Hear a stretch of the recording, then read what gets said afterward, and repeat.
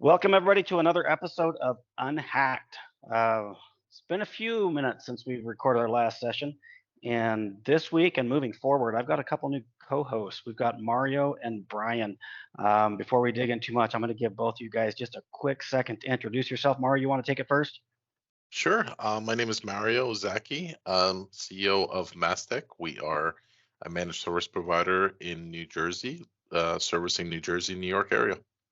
All right. Brian, what do you got? Yep, Bryan Lachapelle from B4 Networks, president and founder. I represent B4 Networks out in Ontario, Canada. All right. You guys both, you do dabble a little bit with cybersecurity, I guess? And just We're a learning. bit. I would tell you quickly. I love to tell this story because I got into IT, computer repair, back in 1997. I was still kind of a kid back then. I'm dating myself. Never in my life did I imagine that I would be fighting cybercrime rings in Russia. That's not why I got into the business, but here we are. You guys have anything similar to that? Did you go into law enforcement and think, hey, someday I hope to be fighting crime? No, my kids to this day they'll watch stuff on YouTube and about hackers and stuff like that. And they're like, "Daddy, you actually fight these hackers every day? That's so cool." I'm like, "Yep, that's me." Yeah, it's cool. It makes it so I can't sleep at night. It's great. Yeah, I remember watching Hackers when I was really young, thinking, "Well, that looks really cool. All the things that they're doing. I am gonna fight those guys one day." It's not the same at all. No, no, it's not. I was gonna try it. Was it War Games? The first movie I ever saw about hacking way Yeah. back when. Do you guys remember that one? Yeah, Dude's that was a like good one. launching missiles. Oh my Anyways, gosh. back on track. Um, so today we're gonna break down the MGM breach that happened in Las Vegas. Now, I think you guys were heading down there at the same time I was, right? Did both you guys go to Vegas right after that breach happened? Brian, were you I there? I was Mario? not there, but somebody I know very closely was on their way down there during that time. Okay. I was supposed to be going the following week, so I didn't go when you went, but we ended up Okay. canceling the trip. We heard it was Okay. a disaster down there.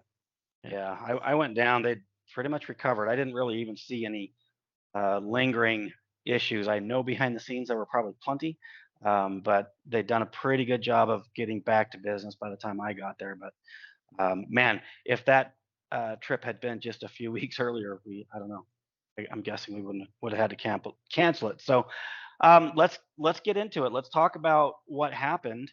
And I think on our agenda we actually have the damage done second, and then how it happened first. But let me switch that up. I'm gonna throw a curveball out there. Let's talk about what from a user's perspective, a guest, or even an employee of MGM. What was the damage? What kind of a hit did they take? Brian, you want to start there? Yeah, I mean, from the get-go, that the first signs of activity for customers seem to be in, like, slot machines not working, ATMs not working, or dispensing cash. So just some symptoms like that. Some small things, Um, right? You're going to Vegas, yeah, slot machine missing. That's not a big deal. right. And then even all the way up to things like digital key cards not opening their hotel room doors. Like, could you imagine not being able to open your door to your own room? And that's happening across the whole hotel or the multiple hotels they had. Yeah, I mean, I like seriously as a guest, it's I don't want to say fun, but it's interesting to break these down as an outsider, a armchair quarterback, or whatever you want to call it, right? But to put yourself in the position of a guest going to Vegas, like you've planned for this trip, you've made, paid a fair amount of money, taken time off. Yeah. Maybe it's a family trip, maybe it's with your friends. I don't know, but it's usually a big deal, right? This isn't somewhere you go Yeah. because you're just, hey, what if we do this weekend? People go to Vegas because this is a big deal, and they get there, they can't get in the room. Slot machines are down. I mean, what else was broken? Well, from what I saw, like on videos and on the news, it just check-in was taking Yeah, hours, yeah. because the front desk machines or computers, they couldn't check people in, so they were waiting online for hours. Right, cash payments in some cases. They're doing transactions on paper. I mean, it was a mess. So you Yeah, go, you've got this big vacation. Yeah, couldn't accept credit card. You right. go there, and who brings cash with them anymore, right? Yeah. So, And yeah. ATMs are down. Like Yeah. we're not talking about a small inconvenience here. This is a major thing for a lot of people. Um, What else do we miss anything on Oh, kind of the tons. Yeah, I mean, they couldn't watch TV in their rooms, so when they were in their rooms, the phone lines were down. The sports booking pages weren't working. They couldn't take bets. Like, it was just there's so much more. yeah, and that's from a guest perspective. Now let's flip it a little bit. Let's imagine that you're the IT consultant or an internal IT guy when this is going on. Are any of us smiling? And no, I'm just like calling it quits and running home. No, I'm kidding. I mean, almost, right? Like that might Yeah, be one to throw in the towel. I don't know. yeah. I cannot imagine being the director, the CIO, or anybody of significance when this was going on. Holy hell! Like, put yourself in their shoes just for a minute. Talking Um, about losing sleep. I'm oh my sure God, he's. yeah, The reality yeah, is, I mean, this could happen to literally any of us. It it doesn't could. matter how many bars you put on the windows and locks you put on the doors. If somebody kicks open the back door and holds it open, there's not a whole lot anybody can do. Awareness is so important. And Yeah, the thing is too, like this happened at a very high level, a multi-trillion-dollar company. But just like how ransomware first started, it started at a big level, and then these little guys started learning from it and kind of doing it themselves. So eventually, it's going to start trickling down to the smaller companies, and the hackers are not as part of the same organization. So they're going to start trying to focus on like the low-hanging fruit, and they're going to start trying to focus on the smaller guys because there's a blueprint now of how something like this can be done. yeah. I mean, maybe we should transition into how this was done. But to play off what you're saying, Mario, um, when I'm out talking to clients or prospects about security, sometimes I get pushback in one of two mindsets, and one is um, we're too small, we're not a target, they're not going to come after us, right? That's one. Uh, We get that one all the time. yeah. Same here. Then the other one is it's almost desperation or despair, right? Like if the MGM Grand with all their money, all their resources can't avoid a hack, like what chance do we have? So why try, Yeah. right? So you've got those two mindsets that keep people out of it, and really my point with this whole podcast is most breaches are preventable, and if we're doing basic things, it's not like we have to throw a lot of money at it. And we're going to get into the details of MGM, but in most cases you can go back and look at how somebody was breached, and small things, inexpensive things would have prevented that from happening. So in this case, it's kind of a yes and no to that, right? We've Mm. got, because this is such a high profile, super targeted attack. They did do, if you're a big enough company, a big enough target, and somebody wants in bad enough, they will get in. Right. 97%. That's my number. That's the number of things that we can protect. These guys were probably going to go down one way or another, Yeah. right? I'm not going to sit here and say that MGM screwed up. I'm not. But we're going to look at what could they have done, maybe, looking back on it, what can we learn from it, and stuff like that. So, Mario, as we were getting ready for this, you had some interesting information about some of the legwork that the hackers did to get in. Do you want to talk about that for a second? Yeah, so I mean, this was social engineering. So, a hacker or the team, they pretty much went online and public information. They went on LinkedIn. They found an employee that works there that realized, he has his title there. So this guy should definitely have some sort of, higher level permissions. So they targeted. They contacted the MGM help desk, and they said that they are so and so. I don't know if they ever released the person's name, and that he needs his password to reset.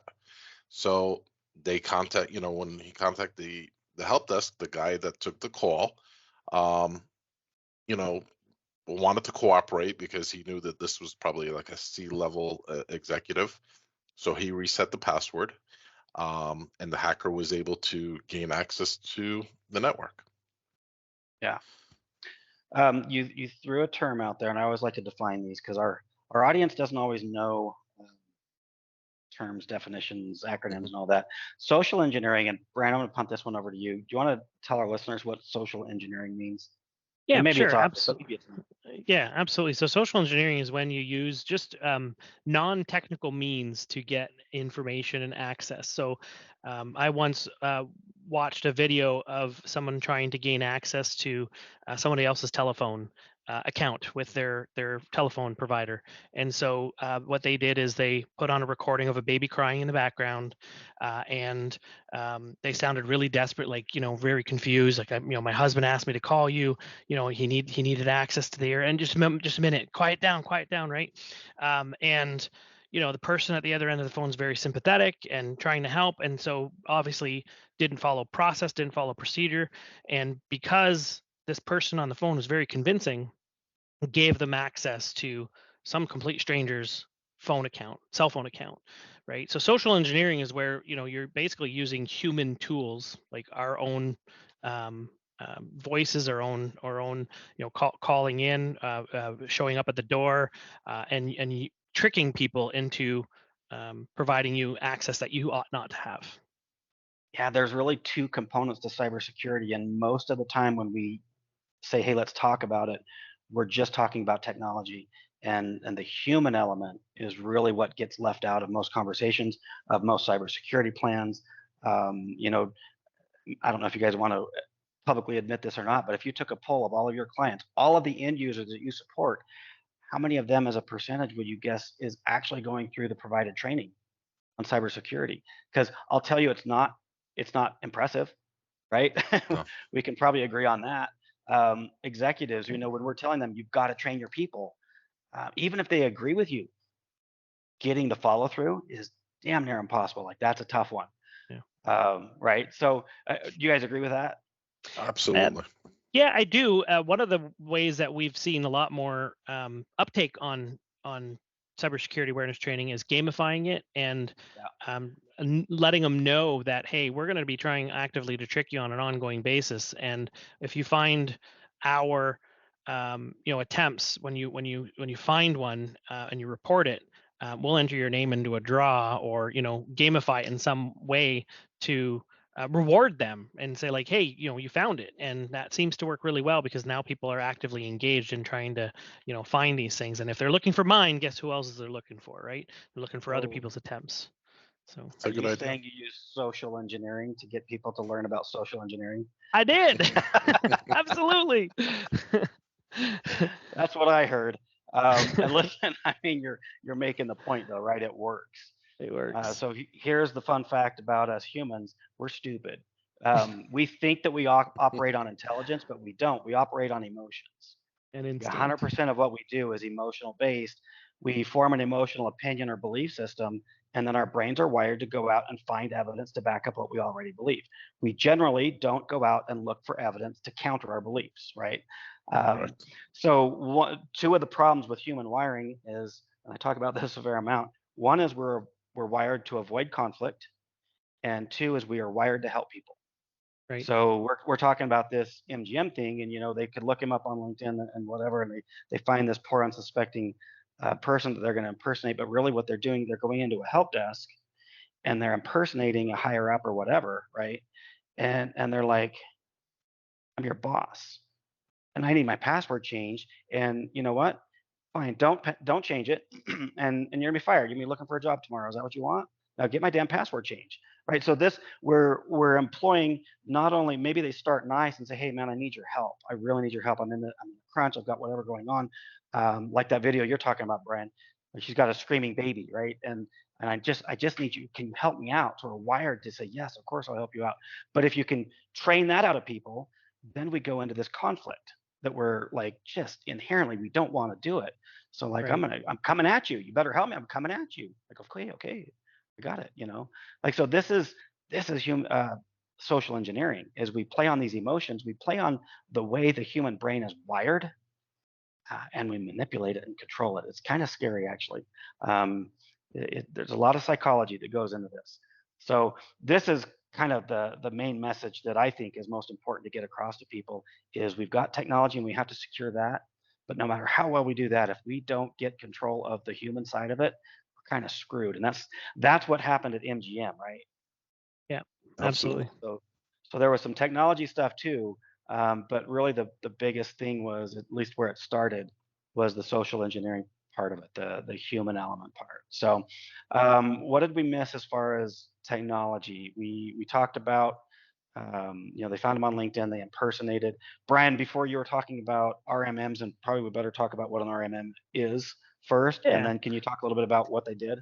Absolutely. So in the IT world, we need ways to access our clients' computer systems, and so we install remote monitoring and management systems to be able to access our clients' computers from pretty much anywhere. And internal IT departments do similar things. They'll install pieces of software that allow their administrators to come in remotely and help out.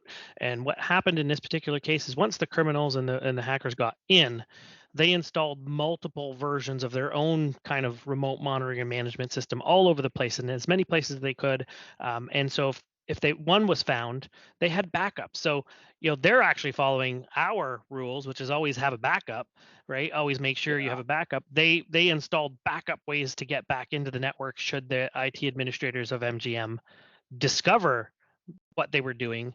It was very difficult to get them out because they would stop one, they would plug that hole, they'd come in from another way, they'd reopen it back up, and it was like a cat and mouse game. It reminds me of the one and only, knock on wood or whatever, time that one of my clients was breached. That's really where I pivoted. I talk about I got into this world wanting to fix computers. That was my love, and now I'm fighting crime. But this was that pivotal moment, um, where a client got hit with a ransomware attack, encrypted all their files. I wasn't even worried. I'm like, doesn't matter. We've got a good backup in place. I went in, we wiped the server, we restored from backup. Before I even got, before I could even make the drive from their office back to mine, they were on the phone and saying, "Hey, we're encrypted again." And long story short, what I was doing is restoring their access. They had made multiple administrative password or accounts on the server, and they had multiple ways in. And every time I would restore, I was just restoring their access back to the server. That was a huge wake up call for me. And yeah, and So they know that. They know if you try yeah, to try to restore, that they'll be able to go back in. And usually a lot of times when that happens, when you restore because you think you're going to be able to get them out, that's when the ransomware doubles. Yeah. If they're asking for 50,000, now they're asking for 100,000. yeah, Yeah, these guys are clever too, right? We think that these are people in hoodies in a basement somewhere, but these are very sophisticated organizations like your company, my company, and their job and like they sit around in a room talking to each other like how could we improve our business, right? How could we get better at our craft? How can we improve? And they do that. They iterate, they get better and better and better at being a criminal. And and they just like you get consolidate. better, yeah, and they consolidate and Like, I mean they even rent software from other that's what, providers as a service, right? yeah, Like so yeah. if they don't know how to do it, they confer with other people who do and rent their They can rent the version. software, and they've got Yeah, help desk support. Yeah. yeah, You and can they, call in and say, "Hey, I bought your software, and I can't for the yeah, life of me hack my school and change my grades. Help me out." Right? yeah. Yeah, and they've even gone to the point now where they have a code of ethics, like you won't Oh settle yeah, for more than like 30% of the original ask, or you have to ask for at least $1 million, or like, oh, it's just crazy yeah, where they're going. Yeah, Well, yeah. I mean, the guys automatically programming the software that they're selling, it automatically is programmed to give them a cut of the money that is brought yeah, in. So it's I built didn't in. know that. Doesn't I surprise didn't know me, that but either, but yeah, it's brilliant. It's terrifying. It's all of those things. So on MGM's on this particular case, and I don't think we've talked about it yet. And forgive me if we have, because we talked for a while before we started recording. But the financial loss, as far as we know, or as far as publicly reported to MGM, is what? I Do we believe know? it's somewhere between 100 million and a half $1 billion. Yeah, yeah, yeah. that might be Now, hard cost but and soft cost all built in, right? Because there's so much involved. There's right. the immediate repair. Did they pay the ransom?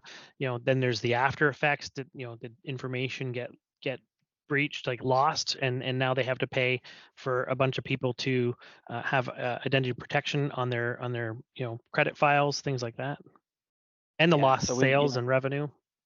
right, right. And the Now, do you consultation guys know? costs. Did they ever pay at the ransom? I don't. I don't know. I don't have that information. I haven't been I able to don't find have it. it either. I know initially they refused, but I can't remember now, or I couldn't find whether they actually paid any of it. So I don't think it was ever released. yeah, so I'm guessing they Caesars did. was Caesars released. did, and they negotiated for like 50% of the ask, right? And Yeah, I think that was what, 15 million. yeah, Um, and this is all in perspective, and this is where we can kind of lose our client base by talking about these huge numbers, because I can look at my client and say, hey, you could get hit for $500 million, and they'll just laugh like I don't have but Yeah. whatever. But it's a percentage, and when they go after you, especially in a targeted attack, they know what you can afford before they ask it most of the time. Right. They've done their research, and Yeah. I think Mario mentioned it. Listen, the federal government can't protect their systems, and they got unlimited amounts of your tax dollars to do so, right? So, a lot of our prospects are like, well, we can't afford this. But the reality is you don't have to do what they're doing. You just have to be good enough that you're not the low hanging fruit. Put in place all the security protections that are basic and obvious. But if they really really want to come after you, if they're targeting you specifically, they'll always find a way. Well, and here's another thing that I'll tell clients who are like, if the big guys are going to get hit, I've got no chance. The problem with these bigger organizations is not only do they have more resources, but they have a lot more red tape and politics. And So footprint. I, as a lowly IT guy at a big company, can go in and say, hey, boss, we're going to get hacked, and here's how it's going to happen. And the boss can say, hey, sit down and shut up. That's not your job, right? Yeah. Or the boss then could go to his boss and say, hey, we need X number of dollars because we might get hacked this way. And the boss is like, well, that's not in the budget. Plan for it next year, right? So this is a bigger problem than us little guys realize in these bigger organizations. So we look at them and like, they're unlimited. No, they're not. They actually have more limits than we do in a lot of Hmm. ways. So there was an example that I talk about a lot on my webinars. The city of Fort Worth got hit. They lost about $500,000, half a million. And excuse me, bad timing for a scratch in my throat. The IT guy who brought that to the attention of his higher ups was told exactly that: sit down and shut up. Um, I mean, turned around a big lawsuit. The guy got fired. He tried to sue him or whatever. But that IT guy, his assessment of it was that the city was 90% out of compliance with best practices. Again, we're not talking about high level stuff. We're talking about best practices, just the basic recommendations. 90% out of compliance, a government institution with so-called unlimited resources, right? So it's not as hopeless as we think when we look at these headlines. When we really look at what's going on behind the scenes, it's actually not that hard to fight this stuff, right? I mean, Yeah. it's not easy, but it's not that hard. It's not Is that fair? hopeless. Yeah, Well, yeah, yeah. I remember, and I think it's probably maybe a year, about a year now, but there was a water treatment plant down in Florida that got compromised, and when they investigated, they found out that there was a team viewer was installed on all the computers, and it wasn't properly configured, that you actually have to log in and do it like you would with like other remote management systems. But TeamViewer just set up on all the computers. All you needed was the ID and the small little password that's the default. And the hackers were able to get into it, and they caught them right before they started messing with the treatment of the water, which would have then turned into Mm, being that's a good poisonous. mess. So it's So just to something simple, just like not Yeah. having TeamViewer on the computers. Well, so to clarify, TeamViewer is a remote access software. It's remote control, and it usually broadcasts. That's how you can get into it from a remote site. So they have scanners. The hackers have scanners that can go out and just find any computer with an active TeamViewer listening port, right? Hmm. So yeah, that's a huge no-no, which kind of plays into shadow IT, right? Where we should be looking at, and we're going to get into lessons learned here, I guess. Uh, we can run scans on the software that exists for our clients, and we can pick up on stuff like that. And that's something that we should always be doing, is looking for this rogue software, or this shadow IT as it's called, looking for remote access stuff, looking for open ports, looking for anything that the hackers are looking for. Yeah. If we're also looking for it, a lot of times we can find it and close it before they get to it. So For clarity, shadow IT is where your own employees are installing software they don't have authorization to install, right. to make their lives easier. So, hey, I want this file synchronization tool, so I'm just going to download my own and install it and pay for it, and that would be considered shadow IT. Possibly because they went to their boss and said, "Hey, I need this for my job," and they said no. Right. Like, all right, then I'll pay for it myself. They think it's a money Yeah. issue. It's not always a money issue. It's a security issue. Well, the problem is with a program like TeamViewer, it's free. Like they have paid versions, but they have also the free one. So like you'll see people like, oh, I want to go home early today, so I'll finish from home and I'll just install this so I can log in and finish the work. So they'll install something and nobody will ever uninstall it when they're done. That's the problem. File share programs, like it used to be Dropbox was the primary one. A lot of people still use that, which kind of surprises me. Now it's OneDrive or whatever, but the easier we make it for us to access files, the easier we make it for bad guys to access files. So super important to keep a handle on where our data lives, how it's being protected, and how we would restore from it. Right, that's part of any good backup plan. So, okay, let's formally transition now to lessons learned. And we are intentionally all over the place because we're looking at the MGM, but in general, we're just looking at security and what lessons we can learn. So, Bryan, I'll have you go first, and then Mario, if you would just kind of, in your mind, what have you personally looked at? What have you learned? What have you done differently since evaluating MGM situation? Yeah, so specifically when with this particular situation, we sat down with our team and just talked about some of the areas that what can we do differently to make sure that we don't fall for the same type of traps. And so we usually have a very select few amount of our clients approvers. So we have a list of approvers at our clients that are authorized to make certain changes. And if somebody's calling in for a password reset or anything like that, in most cases, because we don't necessarily trust sending a text message or anything like that to confirm who they are, because text messages could be intercepted. In most cases, we'll just call, because we deal with some clients that are a little on the smaller side. We just call the primary contact or secondary contact, and we can recognize their voice and we know who they are at their primary office, and we'll ask them to confirm if we can reset that person's password, or in some cases we can email the person's manager or the approver to get that authentication from a second person, like a different person than the person who's requesting the password to be reset.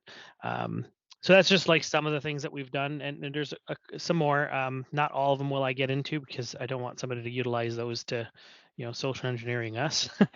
But if you know exactly how we do it. So. All right, Mario. So we put a couple things in place, and one of them is if somebody calls in that we're not familiar with, that we don't know, he's not a person that we call, that calls in every day, like the owner or something, we'll have them say, okay, to confirm your identity, we're just going to hang up. We're going to call your main office and reach you on your extension. If just go ahead and pick up, and then we could resume with the password reset. We also, during onboarding of new clients, we'll ask the owner or the office manager to provide us a list of the employees, their email addresses, and their cell phone. We will send them like a unique text message, and have them confirm the text message that we got. Now, these things are not all 100% proof, but we've trying to narrowing down. We're trying to get to that 97% that you mentioned before, right. And then another thing is that we'll just, if we'll have them reach out to the office manager and say, hey, have the office manager reach out to us and call us, and give us authorization to do this. Let me maybe put you on the spot a little bit, Mario. You said that you have, and I think you said it's an onboarding process where you bring on a new client, then you get a list of all employees and cell phones and whatever else. Do you have a process in place to keep that up to date? Well, and I will just tell on myself, that's something I struggle with, because for example, I've got a client that onboards and offboards probably a dozen employees a week. I mean, it's just insane to keep up with that. So talk to me a little bit about how you handle that. Yeah, so and again, it's very hard to kind of force people to do this, but we tell them like we created an offboarding form, an onboarding form. They go on our website, they fill it out, but more importantly is the offboarding. So if Right. part of the social engineering, if a manager or somebody that we're already actually familiar with calls in and say, hey, for some reason, and they speak to somebody, that may have not been the person to disable the account. For some reason, my account is disabled. Can you go ahead and re-enable for me? And, if the person knows who it is, because he was an employee that we never got an offboarding information for, calls in and we reset it, then they're back in. So we usually are, it- talking to the managers or the owners on a regular basis, like, hey, if there's any offboarding, please let us know. And usually, a lot of times too, during an onboarding process, we'll ask them like, hey, is this replacing an existing person? Oh yeah, it's replacing John Doe that left last week. Oh well, we didn't get an offboarding for John Doe. Here's the link. Please, fill out all the information. So we usually, and especially like with licenses, like 365 licenses, we want to, disable one, enable another one. So for the people listening, definitely one thing that you can definitely make sure right now with your existing IT is make sure if there's an employee that no longer is with you, make sure that you tell your IT guys like, hey, this guy's gone, disable everything. Bryan, did you have something to add to that? Yeah, one of the ways that we've found that's very successful in keeping an up-to-date list of who works at all of our employees or all of our customers, I would say a large majority of our clients are using Office 365. And so we're using a synchronization between their Office 365 and our systems to keep an up-to-date list of active users from their systems. And every time we onboard a user, we do the same. We ask if there's a user this person's replacing, but more importantly, approximately once a month or once a quarter, depending on the client, we will actually go through a list of their user accounts with them and confirm that these are still active and still up to date. And anybody who leaves, even if they're oh, we need access to their account, we still disable the account that synchronized back to us to say it's disabled, and then just provide access to whatever files that the person needs, the new person needs to have access to. We don't give them access to the old account, so that way they're disabled, and that's how we keep an active list of people who are currently working at our clients to make sure that we're always up to date, even if it's the next day. Okay. So just kind of listen to you guys talk and listen to myself. What I'm kind of observing throughout this whole thing is we haven't talked a lot about technology today. No. There was some amount of technology used in this breach, but so much of this it comes down to the human weaknesses that we have. It comes down to policies and procedures. It's the stuff nobody wants to talk about. This is not fun. It's not sexy. But almost, I don't know. I don't have a percentage. I'm not going to make one up. But a significant amount of time, this is the reason people get breached, is a flaw in policies and procedures. It's some human weakness. It's something to that effect. So, if I was going to have a key takeaway from MGM, it's number one, we are all vulnerable, right? But number two, we have to stay on top of not just the technology, because that is key. We've got to stay on top of our human weaknesses, our human behaviors. We have to constantly be training. Simulated attacks. We talked a little bit about that. That might have been before we started recording, but like test your own, whoever's doing your security for you. Try to impersonate somebody, or see how good their processes are. And you know what? Honestly, hire somebody to do that for you. Even better. Now, I personally, and I think you guys are the same, right? I don't trust myself. I know I have blind spots. I know I have weaknesses. This is what I do all day, every day. But I still know that somebody's out there smarter than me, better than me, faster than me, and they're going to find a way through. And so I have an outside firm that tests my stuff and that audits me and makes sure that I'm doing what I'm supposed to do. And you guys both do the same, right? Yeah, Exactly. absolutely. Yeah, So I was just going to say the best athletes in the world have coaches that Right. train them and teach them and guide them and point out, because sometimes you can't notice what you're doing that's wrong because you're in it and you're internal, and somebody externally can see it. And so the best sports people have coaches.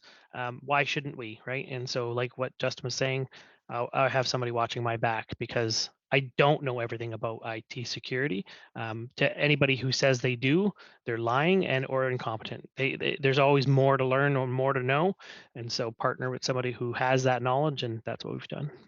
Well, plus we Yeah, get stuck in a rut. We get overwhelmed. Like there's just no way, even if we think we're brilliant, right? Mario, I cut you off there. No, I was just saying it's you're auditing, the network, and by definition, it's a third party, for audit, a third party company auditing, checking the work. Like even IRS, like the IRS is the third. You can't have your accountant audit your network and call it an audit.